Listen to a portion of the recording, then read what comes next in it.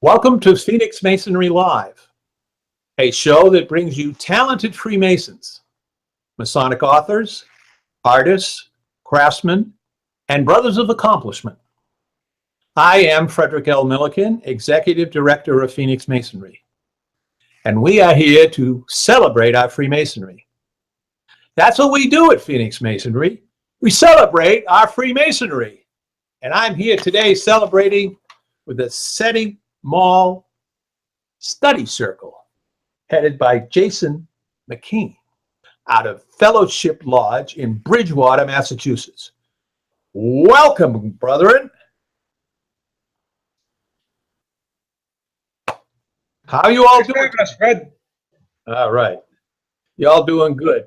Well, that's great. I understand you've had a monsoon season up there, so a little light tonight, but we're going to proceed with the paper that I wrote on Native American rituals and the influence of Freemasonry. And I wrote this paper in 2005 in preparation for a speaking tour of Alberta, Canada. And they flew me and my wife up, all expenses paid, and boarded us. I spoke at a number of lodges with this paper. I have since added an epilogue to it, which makes it even more interesting. There's some background information before we get into the nitty-gritty. I will keep it to a minimum, but one of the things to point out is that Native Americans did not write down anything. In fact, it was not until 1920 that written records were kept by Indians. That is probably only due to the homogenization into general society. Everything was passed down by word of mouth. Sound familiar? The other thing to emphasize as we proceed forward is that whatever we do in the number 3, they do in the number 4. So the number 3 is kind of sacred to us in Freemasonry, and the number 4 is sacred to the Native American Indian. So when we march around the lodge, circumambulation 3 times, they go around 4 times. When we have 3 principal officers, they have 4 principal officers. When we have 3 degrees, they have 4 degrees. So the number 4 is very, very important. Now, to the Native American, heaven was the happy hunting ground. The Dakotas believed that the east symbolized life. They laid a dead body east and west. Think, how shall we bury the body? In the track of the sun, so that it may rise again. Several Indian secret societies acted out the death and rebirth of the candidate, as we shall soon see. In the ghost dance of the 1850s, popular among the Paiute, Shoshone, Arapaho, Cheyenne, Caddo, and Pawnee, the candidate dies and falls unconscious to the ground. A circle of brothers form around him, chanting and singing. The dead man is brought back to life. Native Americans were big on brotherhood. It was a common practice for an Indian male to take a partner or brother. Such pairs often met in associations, which were in all reality fraternities. Indians believed strongly in the universal kingship of all created beings. In regards to morality, the practice of virtue was a must. An Indian was taught to recognize his dependence on his maker and to never enter upon any great or important undertaking without first thanking the maker for the strength that gave him power to perform the deed willed. That should sound familiar to a Freemason. In regards to symbolism, in the estufa or lodge room of the Moki Indians on the east wall was a prayer to God, to Omeya, with black and white stripes symbolizing rain and red and blue lightning. As Masons in this place, we would find the letter G. To the Dakotas, a white horse and blanket were emblems of purity and badges of the Holy Lodge Society. The lodge taught the fatherhood of God and the brotherhood of man. Doesn't that sound familiar? The lodge taught, yep, the fatherhood of God and the brotherhood of man. Yeah, I already said that. When the Dakotas met a brother, they placed the hand on the heart and said, "Oh ho ah ta shanta wash ta lo," or "Good morning, Father. My heart is glad." They held. I'm not going to ask you about that. What is that? A little bit of an echo. Oh boy. Okay, so when the Dakotas met a brother, they placed the hand on the heart and said, "Oh ho ah ta shanta wash ta lo," or "Good morning, Father. My heart is glad." They held. I was speaking more than echo on my end, but I got a question for you if I could jump right in. Yep. Jason McKean, Master of Fellowship Lodge. First of all, thank you for having us. I'm the only person, I've been elected the only one pretty enough to be on camera, but there's about 12 guys here drying off. But I had a question. Were these society-wide groups, or was this more of like a warriors lodge, a group of men? Like, were these Indian lodges, what were they made up of? Who were they made up of? Mostly men. There were some that had women also, and we go over briefly some of the ones that don't enter upon the main discussion, just to show that were many different ones. But most of them were brotherhood lodges. They weren't war lodges, and it was a way to. Some of them also were medicine lodges, where those involved would become medicine men or shamans, and the frequency of these lodges was all throughout in so many different tribes, but they were pretty well scattered among a lot of tribes, and most of them were brotherhood lodges, like our Masonic fraternity. And I believe you mentioned before they go back quite a few years longer than Freemasonry, right? At least several hundred years longer than our records of Masonry, right? Only one that I know of. Only one, and that's where we'll spend a lot of time on. I'm jumping the gun. Yeah, but we're not near there yet, because we're going to go through some that probably did borrow from Freemasonry and borrowed from the white man. But we're going to get to the one that didn't. I promise you. Getting back to the Dakotas, they held their secret council in the hills, and a Tyler was mounted on a white horse and clothed in a white blanket.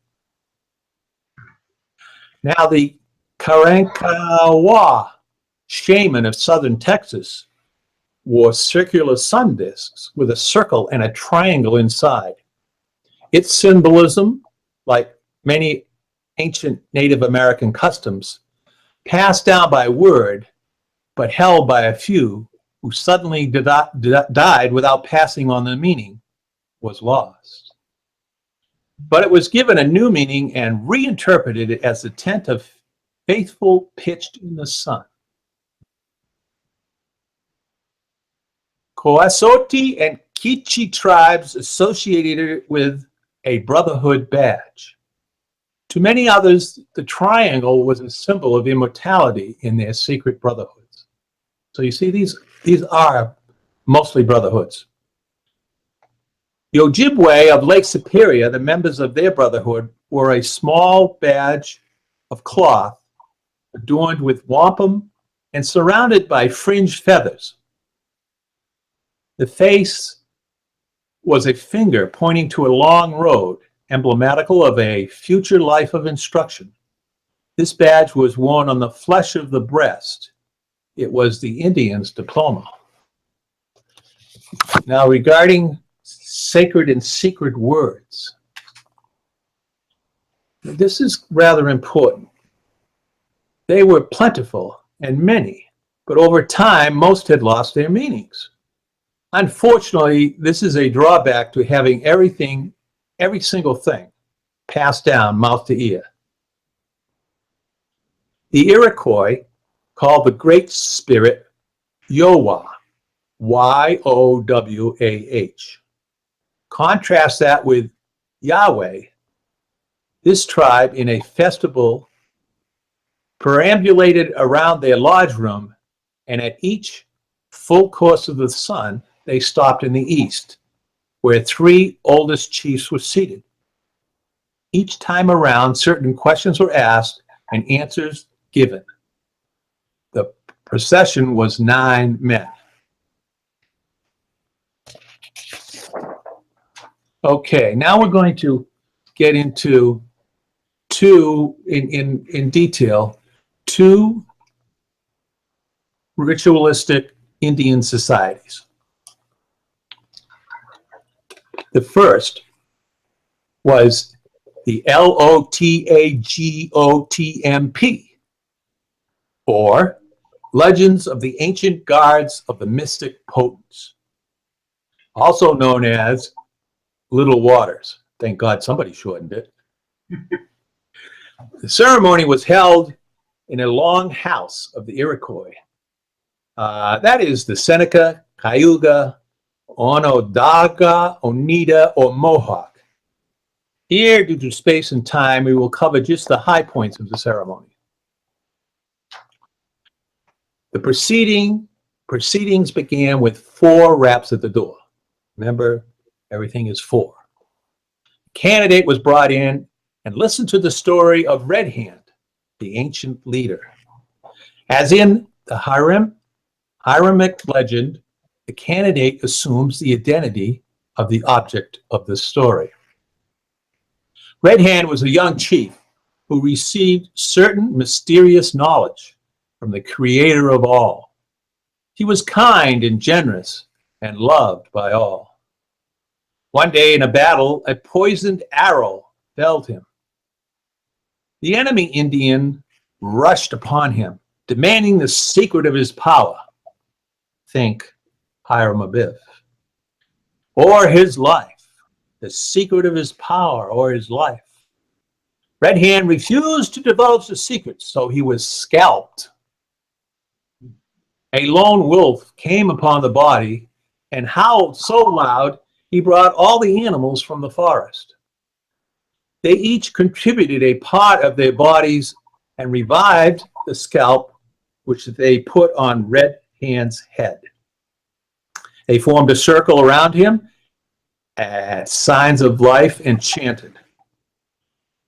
Red Hand listened with his eyes closed when a voice asked him these questions. Voice, hast thou cleansed thyself from human guilt and impurity? Red Hand, I have. Voice, hast thou ill will toward any of thy fellow creatures? Red Hand, I have not. Voice, wilt thou trust and obey us, keeping thyself always chaste and valorous? Red Hand, I will. Voice, wilt thou hold this power through which we endow thee for thine own chosen company only? Red Hand, I will. Voice, will thou endure death or torture in its cause? Red Hand, I will. Voice, wilt thou view this secret never to be revealed, save at thy death hour? Red Hand, I will.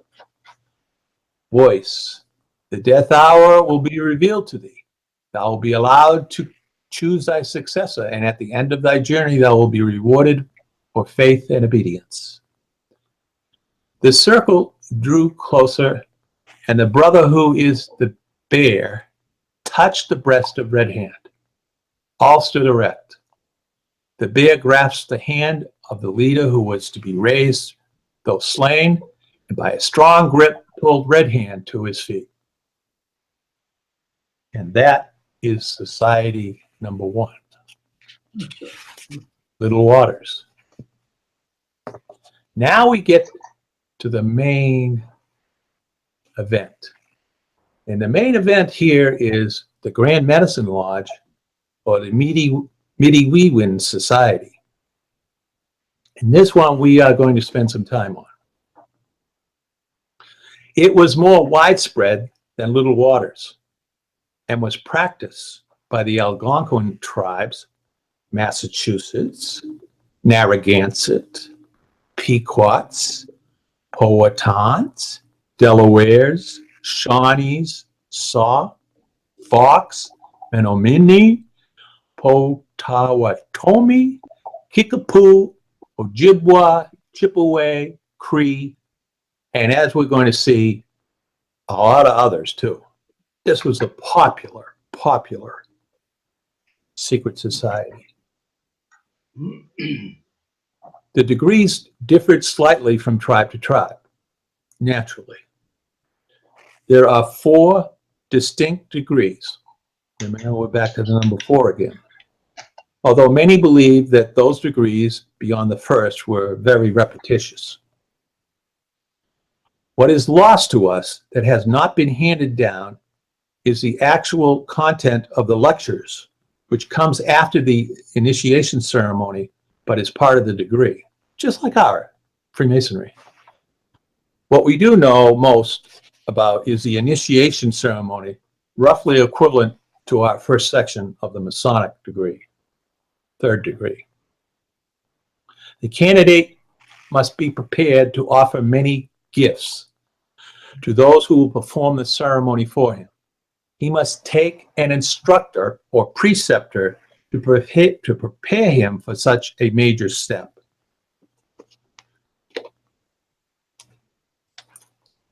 The Longhouse, or Midi-Weegan, or Midi-Weegiwam, or Grand Medicine Lodge, was oblong, measuring 120 feet by 20 feet.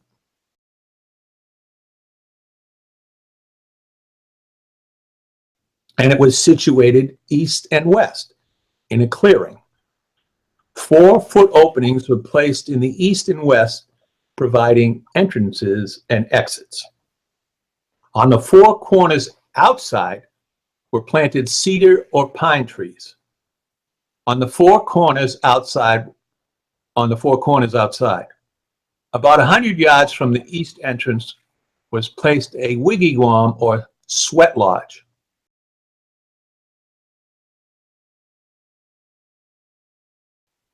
In some longhouses, in place of a wigwam, there is an anteroom separated by a partition.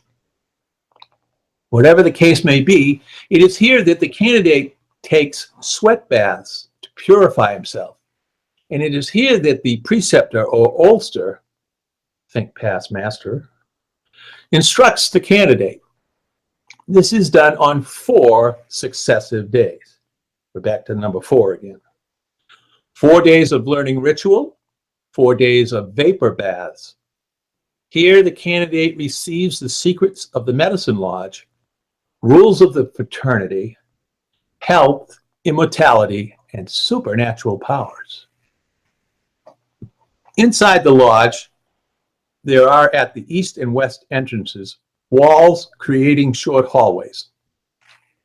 About 10 feet in from the east entrance is a large flat stone of over a foot in diameter, and it's placed in the ground. This is for all extensive purposes an altar. About 10 feet in from the west entrance is placed a sacred midi post of cedar.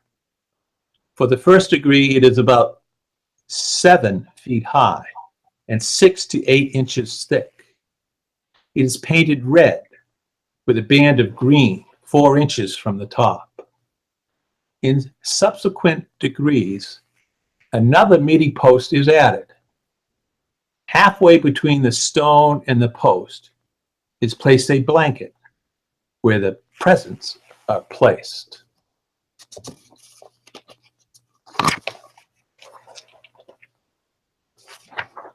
To start the ceremony, all the priests, preceptor, and candidate holding his presence line up at the door. All the priests file in and take their stations, except for one who stays at the door with the preceptor and candidate. Then, with the preceptor on one side of him and the priest remaining at the door on the other side of him, the candidate is marched around the outside of the lodge room 4 times, stopping at and facing the east entrance, where he places his presence on the ground and says, and the candidate is prompted to say, "Let me come in, and these I put down, my gifts." The preceptor goes inside and deposits the presents on the blanket, while the priest at the candidate's side sings a chant to the Great Spirit. Then the preceptor leads the candidate inside while all stand.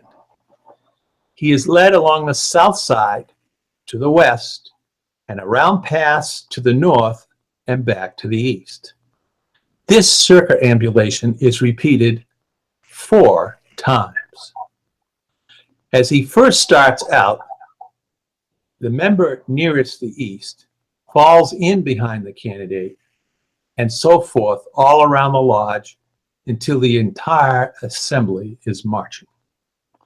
Are you getting some negative feedback, or is everything okay?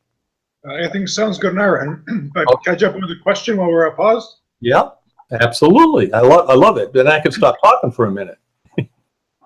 I actually 2 questions. I'll do 2 for 1 because our brother just handed me a note.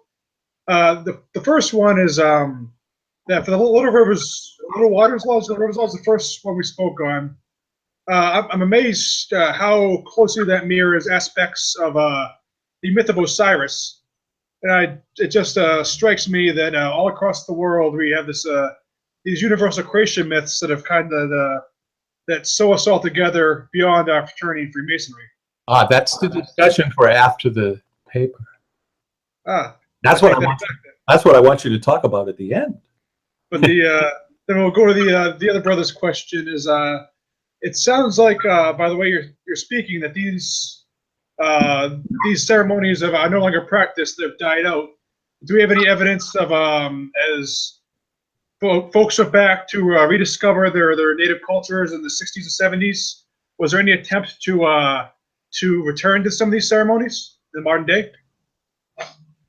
There is no indication that these ceremonies are not still practiced, as far as I know. Okay, and where were we? On the members were all dropping in line behind the candidate. Yes, but I will repeat it. But as he first starts out, the member nearest the east falls in behind the candidate, and so forth, all around the lodge until the entire assembly is marching. On the 4th pass, all the members begin to drop off in reverse order of their hopping on. I hope some of this sounds familiar. The candidate has returned to the east with the preceptor at his side. The 4 officiating priests, notice, we have 3, they have 4, position themselves in a semicircle in the west at the post, facing west, and the candidate is conducted to them, facing them, and the east. The preceptor places himself a few steps back and to one side of the candidate and calls on an assistant to do the same on the other side. The preceptor says, "The time has now arrived that I yielded to you, the midi megis." Now this is important. The midi megis that will give you life. We'll explain it as we go, but this is the aspect that makes this ceremony kind of unique, because right now we're talking about a seashell.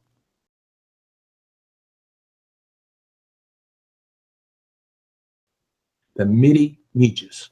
Okay? The chief priest sings the song, and the candidate is asked to kneel blankets having been set there for that purpose. The fourth priest says, "Now is the time that I hope of you that you shall take life, the bead, the Miji shell." You see, each officiating priest holds an otterskin or midi sac containing healing herbs in a small shell or cypro monita, containing the essence of all the virtues of the medicines of the otterskin. The first officiating priest then holds the midi sac in his left hand, extended as if he was holding a gun, while with his right hand he holds the bottom. He then thrusts it at the candidate's left breast, saying, "Yah ho, ho, ho, ho, ho." He repeats this maneuver 3 times, and on the last thrust, he makes a motion as if he was shooting the candidate. Meanwhile, the preceptor and his assistant place their hands on the candidate's shoulders and cause him to shake. The second and third officiating priests repeat the same ritual. Now, the fourth and chief priest also repeats the same maneuvers, except at the fourth pass, he shoots the candidate in the head, felling him lifeless. The purpose here is to shoot the Mijis into the candidate and then have it appear in his mouth. The 4 priests place their midi sacs on the candidate's back, and after a few moments, a Miji shell drops from his mouth, where he had been previously instructed to retain it. The chief priest picks up the Miji, holding it between the thumb and index finger of the right hand, extending his arm toward the candidate's mouth, says, "Wah, wah, he, he." The same words are repeated, as while the Miji is held toward the east, then to the south, west, north, and finally to the sky. The candidate, coming somewhat to life, immediately has the Miji then thrust back into his mouth, and he falls lifeless once again. Now the 4 priests take their midi sacs and circle around the candidate, touching his body with their sacs, tempting to raise him. The chief priest then commands him to rise, and the candidate comes to his feet, whereupon he has sung a song, and he sings a song in return. This concludes the formal part of the ceremony. Then the informal part commences.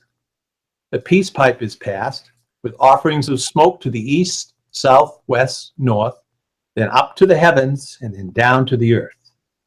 The candidate is presented with his brand new midi sac. He then tries out his new powers on the rest of the assembly.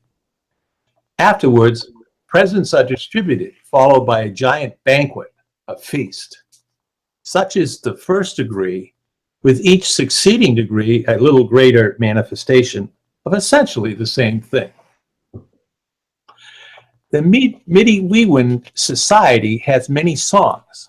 Here are some titles of songs: "Escorting the Candidate," "I Am Raising Him Up," "We Are Now to Receive Your Midi Brother," "You Are Going Around the Midi Lodge," think circumambulation, "Whence I Come," think whence came you, my brother, "Toward the East," "I Will Bring It Up to Light," "Beautiful as a Star, hanging in the Sky is Our Lodge," think starry-decked heaven.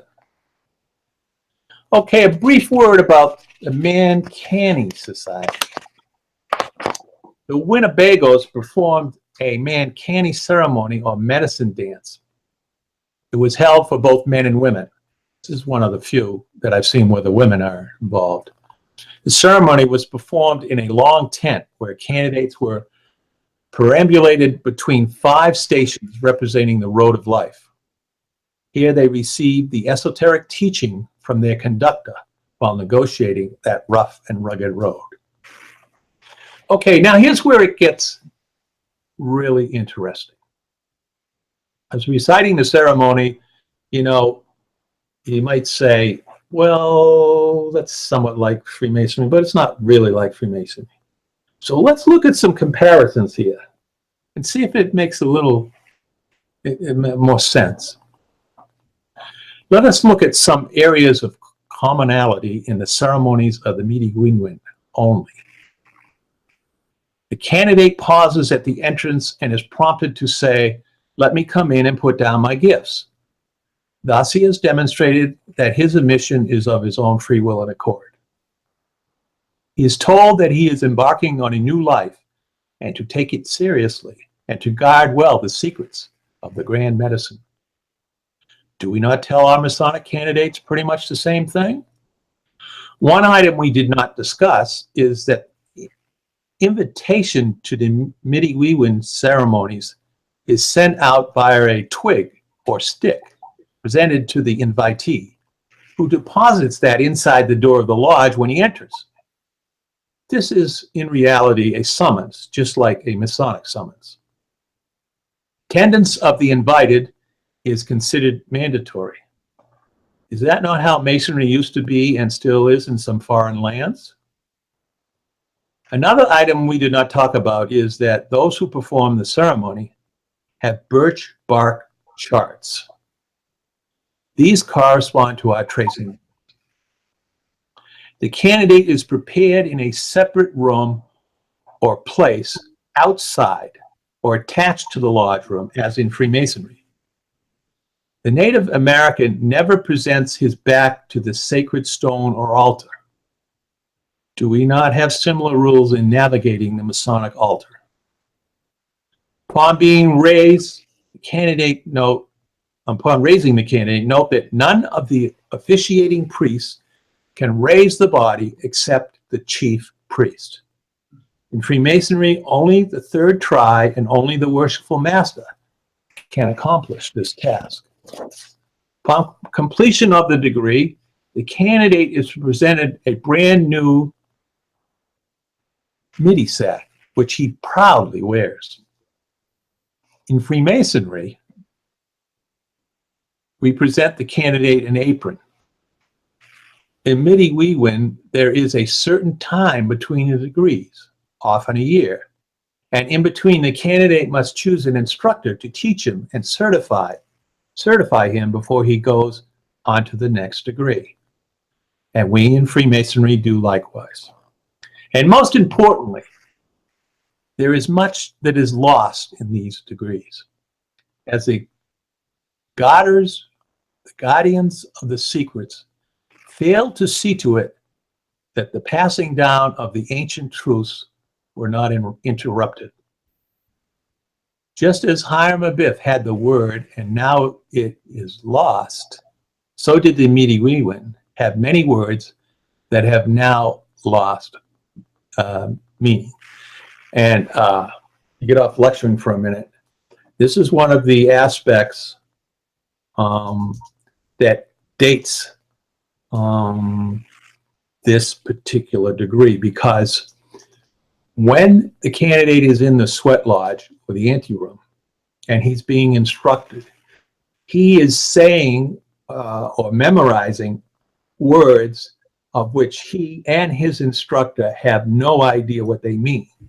And the reason they have no idea what they mean is by word of mouth, somebody has interrupted the meanings being conveyed and they have lost their meaning. You know, I look at that and I say, to get off lecturing for a minute, we have such words in our ritual, but we know the meanings to them, but we don't use them anymore. I mean, I have never met anybody in civil society that uses the word cowan or eavesdropper.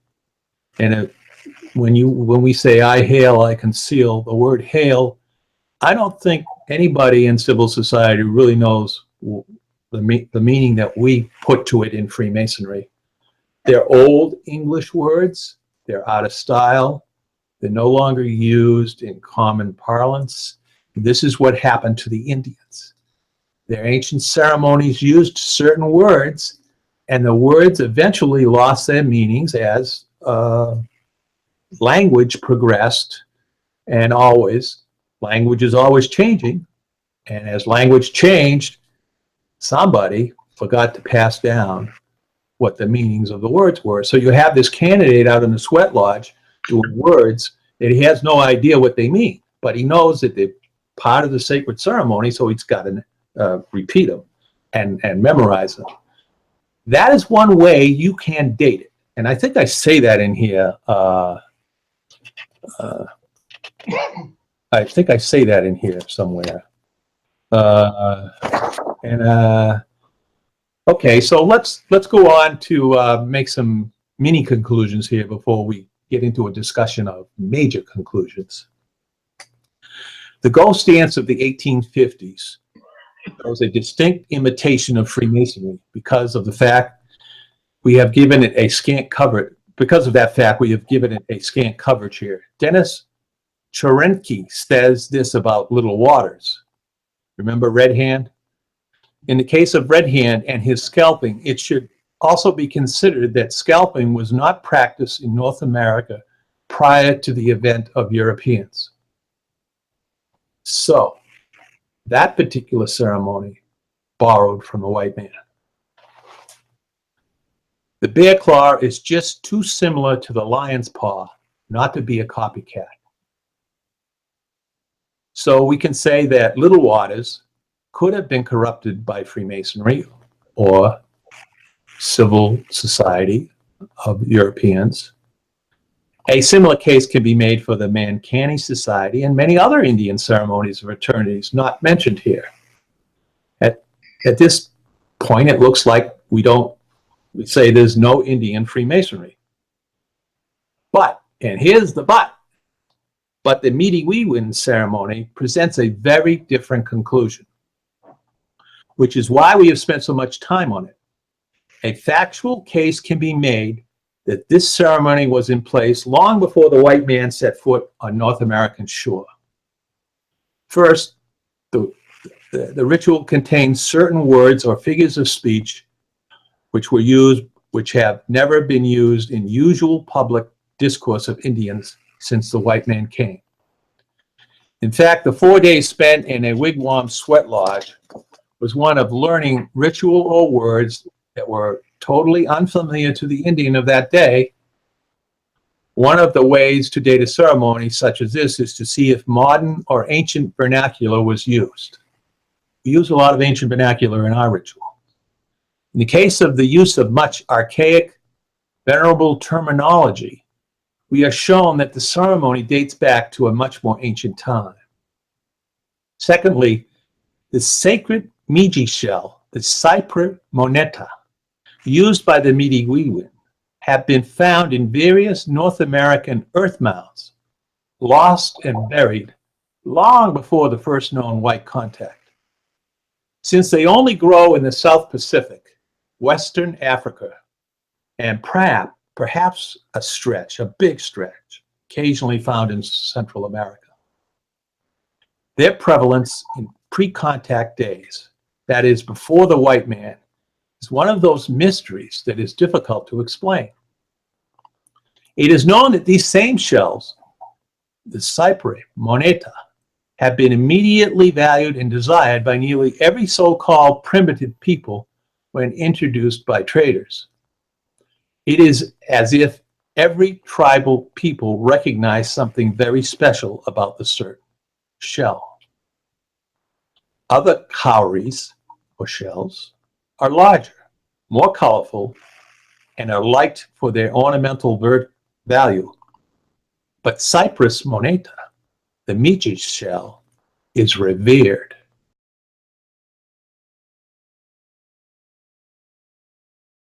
So at this point, I can say that we definitely have some kind of Indian Freemasonry. Now, I wrote an epilogue to this. And once we're through with the epilogue, we're going to have a discussion, right? Of course. Paper was written in 2005. I did the epilogue in 2017, at the end of 2017, so it was around December. It's before the turn of the year.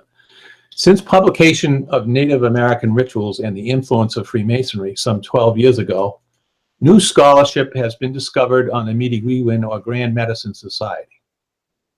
From independent sources, we can trace the movement and societies of a class of Native Americans called the Anishinaabe. Boy, some of these words are hard. This group of common ancestors consisted of the Algonquin, Odawa, Potawatomi, Ojibwa, Chippewa, Saulteaux, Oji-Cree, Nipissing, and Mississaugas tribes, indigenous to the Great Lakes region, from New York to Minnesota, and both what is now Canada and the United States. The Anishinaabe had three different medicine or lodge societies. The first was the Midiwiwin, which we have expounded on at length already. The second was the Wabanowin, or Dawn Society, sometimes misnamed the Magical Dawn Society. They are often referred to as secretive, mystical visionaries. Driven underground by the white man, little is known of their ceremonies except the fire dance. Recently re-emerging in the public eye, they have practicing lodges in Michigan, Ohio, Indiana, Quebec, Ontario, and Saskatchewan. Third, the Jisakiwin Society, or the Shaking Tent, or Juggler's Tent. Those fully vested with all the rights and degrees of this society were highly regarded spiritual leaders. Now here's where it gets interesting. Historian Walter James Hoffman, who published annual reports for the U.S. Government Bureau of American Ethnology, which was established by the Smithsonian Institute and operated from 1881 through 1933, traced the migration of the Anishinaabe Native Americans. He was able to get inside the almost impenetrable Native American secrecy by gaining the confidence of one William Whipple Warren, who was half Indian. Warren's mother was an Ojibwa, born in La Pointe, Michigan. Warren's account of the Anishinaabe journey was handed down from generation to generation, from mouth to ear. According to this story, the Anishinaabe followed a sacred Negus shell, whose vision guided them westward, with numerous stops on the way. This long trek took generations. Warren says that they began their migration around 950 AD at the Great Salt Water, which may have been the Atlantic Ocean by the Gulf of St. Lawrence. According to the legend, they traveled down the St. Lawrence to Montreal, but then they moved westward to the outlet of Lake Superior and Sault Ste. Marie, remaining for a long time. Finally, La Pointe Island, where they settled, making the wild rice waters of Wisconsin and Minnesota, and Madeline Island, the island of the yellow shafted flicker, their final resting place. While traveling, the Midiwi Lodge, or Midiwigan, was pulled down and not erected until a permanent place of settlement was chosen.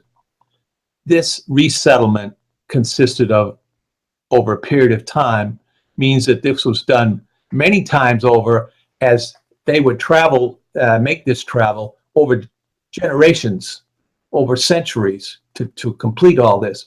So as they were going from day to day, they did not have the lodge open. and even if they stopped for a period of a week or something.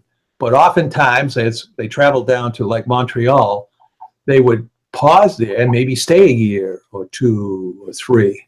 Then they would open the lodge, and then they would move on, and they would travel down and maybe hit what we call Toronto or Niagara. And on the way, the lodge would not be open, but they would settle there and stay there maybe 20 or 30 years. Who knows? The lodge would be open. Okay? While traveling, immediately along the way, some of the tribes split off and stayed put. The Potawatomi and the Ottawa stayed at Sault Ste. Marie. They didn't go on more than that. Hoffman reports also a cultural divergence separating the Potawatomi from the Ojibwe and Ottawa. Particularly the Potawatomi did not adopt the agricultural innovations discovered or adopted by the Ojibwe, such as the Three Sisters crop complex, copper tools, conjugal collaborative farming, and the use of canoes in rice harvest. The Potawatomi also developed labor according to gender, much more than the Ojibwe and the Ottawa did. The history of migration offers us much light into the controversy of whether the Mediwiwin ceremonies were given to the Native Americans by European trappers and settlers, or whether they were developed this set of degrees wholly on their own. And I have scholarship which will, and you know, writers much more well-known and established than I am, that will tell you that this was a borrowed from the white man society. I don't think so. I stand in opposition to that. I hope we have decided the issue now, because this migration of the Anishinaabe tribes started in 950 AD. That's before the year 1000, and it took 5 centuries to accomplish. In each place of settlement, the Mediwiwin Lodge was opened, and the ceremonies that mirrored Freemasonry were practiced. One last paragraph. William Whipple Warren got this history from an old chief who had received it by word of mouth, passed down for generations. Warren then passed the story on to Hoffman, and we are passing it on to you.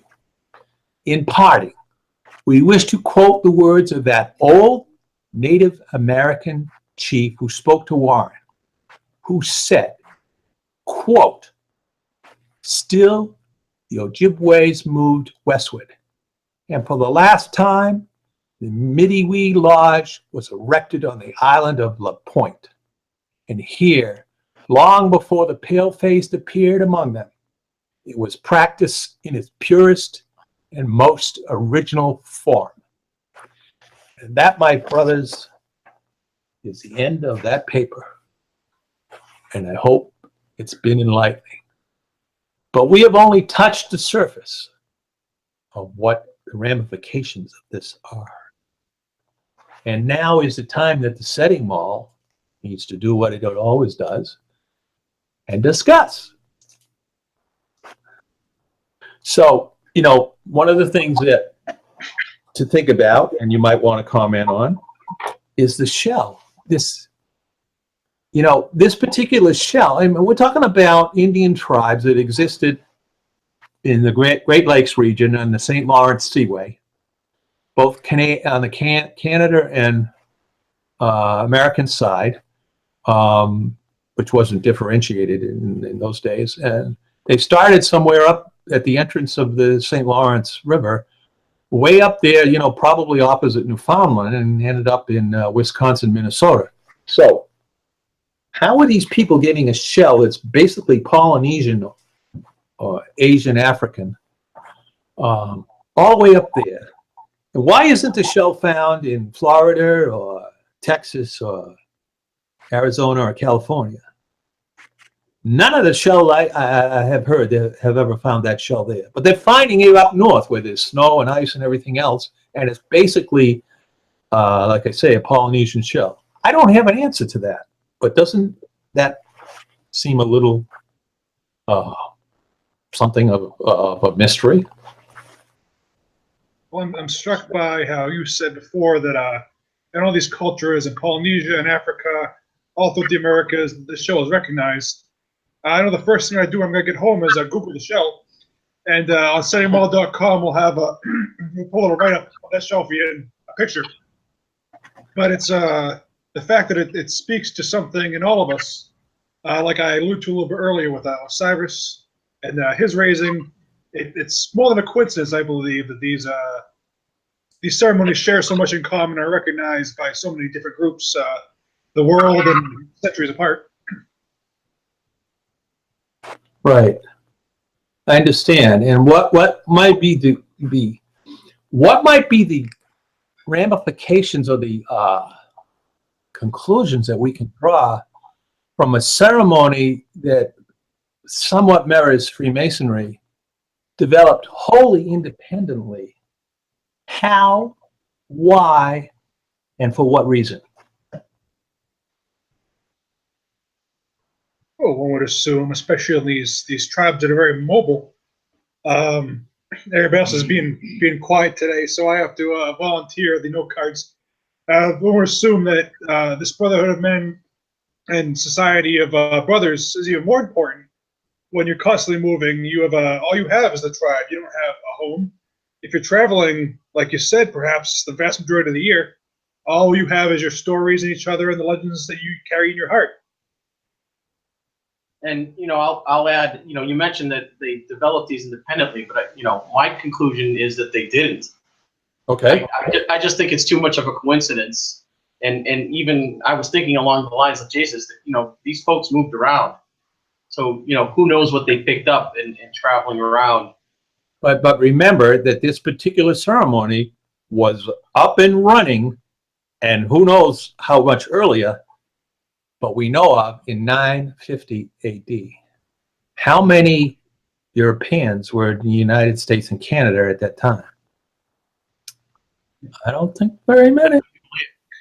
Do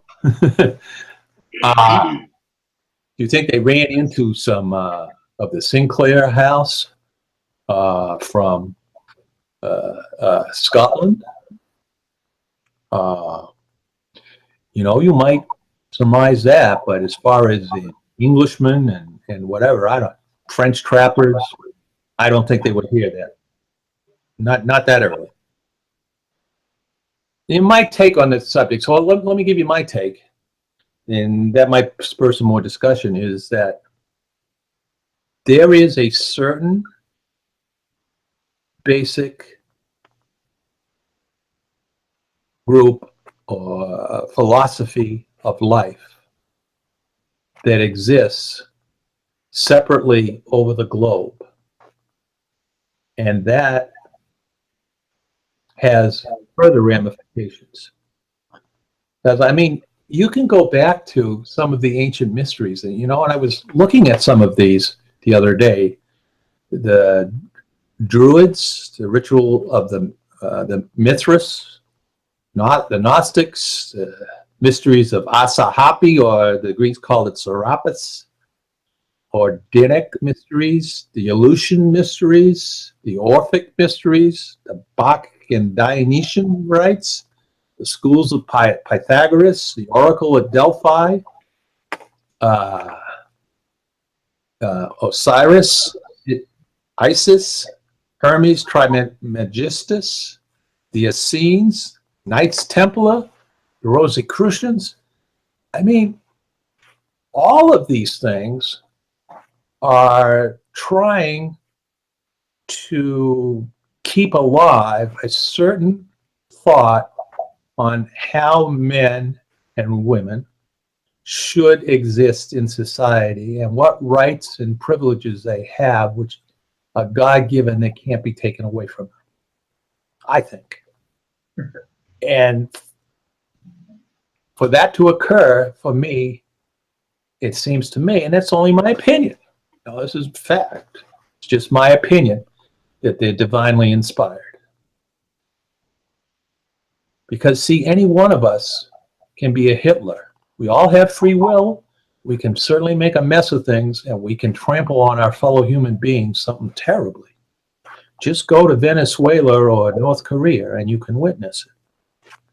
But maybe the grand architect of the universe wants to see preserved a certain ideology or way of life or freedoms and worth of the individual and rights of man, and has developed similar societies that preach and educate some members of society that this is the proper way that society should exist, even though we have a lot of people that fall into the evil trap.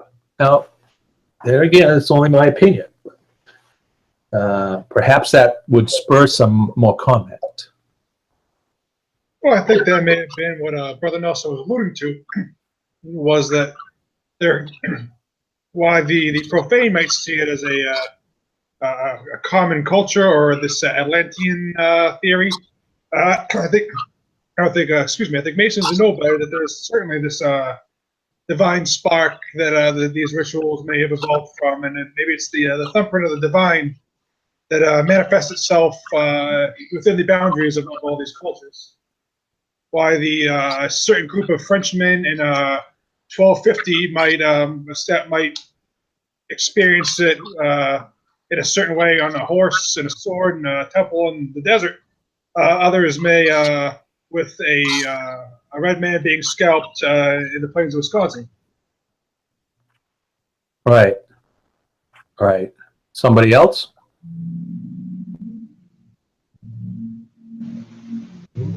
I mean, pass notes. They don't want to speak. Oh, they want to speak. They're passing you notes. Okay, well, let's have the notes. Now, besides word of mouth, do any of the historical items identify the timeline of events? Do we have carbon dating? Do we have artifacts No. attached to some of these rituals? No, you're not, because Native Americans are very secretive. You know, there's actually a Native American church, and I had the pleasure of going to, since I moved here to Texas, of going up to Broken Arrow, Oklahoma, and meeting with the head of the Oklahoma Native American Indian degree team. And there is a degree team, and they dress in Native American dress. And we had a long talk about Indian customs and so forth and so on. And there's a lot he would tell me, and there's a lot he wouldn't. And, you know, and he started to mention a Native American church. And I says, oh, well, what does it believe in? What kind of churches? And he said, no, sorry. You know, Native Americans are very secretive.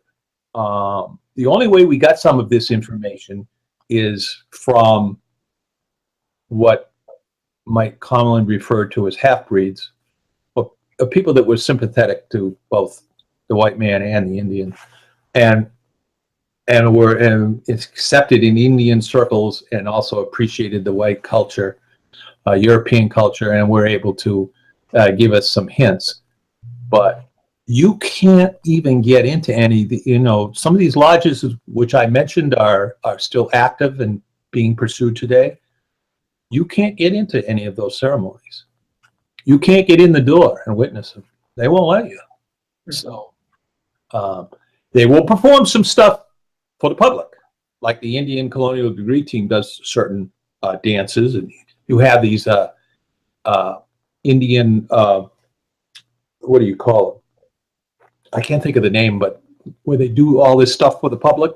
Yeah, powwows. Huh? A powwow, I believe it's called. Yeah, powwow. I just couldn't think of the word. They're not revealing to you the underlying stuff. They're just showing you some of their dances and culture without revealing their innermost feelings and their the character of their society and what it believes and how it acts out that belief. They're giving you a tease. A powwow is basically a tease, but then you're not going to get all this stuff, and we can't. Many have tried, and we just can't penetrate the secretive barrier. So we're not going to get carbon dating and all that stuff because they're not going to let us. Plain and simple. So we get what we can get, and with the rest of it, we have to use our educated brains and try to figure out some basis of which this could make sense in the grand scheme of things. Okay? What else? Yep. Brother asks, these lodges that you spoke that very few allowed females as well as males entry into these ceremonies. Is that because these tribes had both male and female leaders, or priestesses and priests, or do we think these tribes were more co-ed in the leadership structure? Could that be why they did that? Yeah, I'm sure that some were more appreciative of women and women's rights and were co-ed, but the majority were male-dominated societies and tribes. And the chiefs were mostly always men, and the chief priests were men. And just as it is in some instances today, I mean, our Freemasonry is all basically all men. I know there's some women Freemasonry around, and I don't want to put them down, but we're still dealing with a male dominated fraternal society, and maybe that's not good, but that's where it is. I think that the one instance that I found the women were participating, it was a pretty innocuous society. And not only were these societies brotherhoods, but they also, some of them taught, they were spiritual societies, which gave the members some sacred powers. Or they were medicine societies that gave their members special healing powers. And those kind of powers were generally not allowed to be given to women. Interesting. And I don't have all the answers, guys. I mean, you know, this is a fascinating study, but you could get buried in it forever because there's much to learn. There's so much to learn that it's mind-boggling. But when I see something that mirrors Freemasonry, I think to myself, wow, how could this occur separately if it did? And if it didn't, what's the bridge we can point to where they might have gotten this from? If they got this sacred shell, why didn't the rest of the American tribes, the tribes in Texas, or the Cherokees, or some of the others, why didn't they have the same shell? Why didn't they have the same ceremonies? Why is this just in a certain area? I don't know. Maybe they did. I mean, I haven't explored every Indian tribe. There are literally a lot of Indian tribes, a whole bunch. And, as you get separated one from the other, you develop customs that change. And although you might have started out in the same family, you become divergent over time, Seems like from the tribes you spoke on, we're mostly northern, mid-east, down the East Coast. Maybe I'm not an anthropologist, but I play one on TV. And it seems like maybe it's just as a coherent group through there. I mean, that might explain why it didn't get all the way down to Texas if the migration patterns didn't get all the way down to Texas. Maybe they could be just offshoots of one more ancient ritual that grew over the years, much in the same way Freemasonry did. Right. And maybe it's something that came either from Russia over Alaska and headed eastward, or came from Iceland to Newfoundland to Canada. But those would be basically maybe not even European, maybe. But I don't know. I mean, there's no mention of Jesus Christ or the Christian religion until much after Europeans had settled in the United States and Canada. Yet we have this ceremony coming through at a much earlier date, and you would think that if someone was to come through and teach this to the Indians, this kind of ceremony, they'd also try to bring their Christian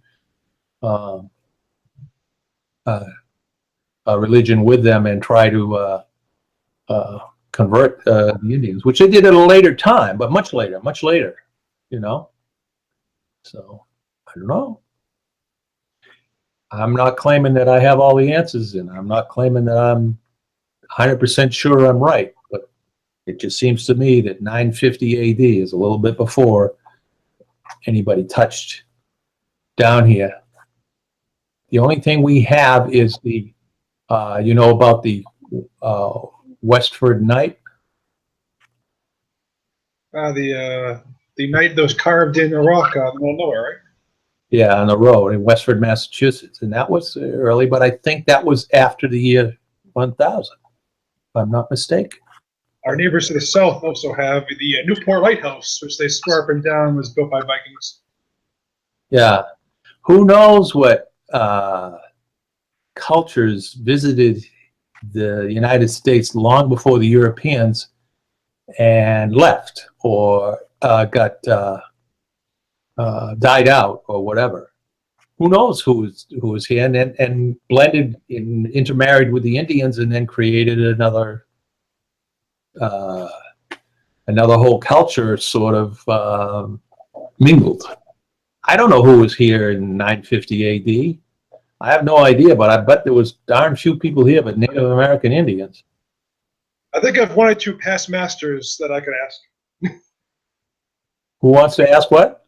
I think I have one or two past masters that might have been around that I could ask.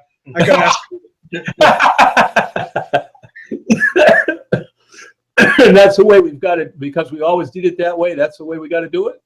Absolutely. So I've had a fine time here, and we're getting close to, excuse me for a minute.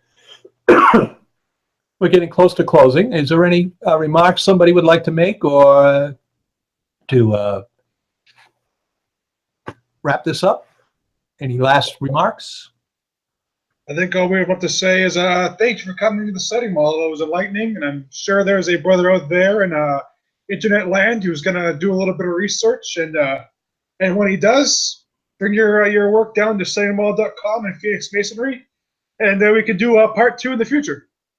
Maybe he'll prove me wrong. Maybe my conclusions are all wet. I don't know, but we will see. Okay, brother, and it's been a pleasure being with you. And that's all for now. This is Frederic L. Milliken, parting on the square. Pots.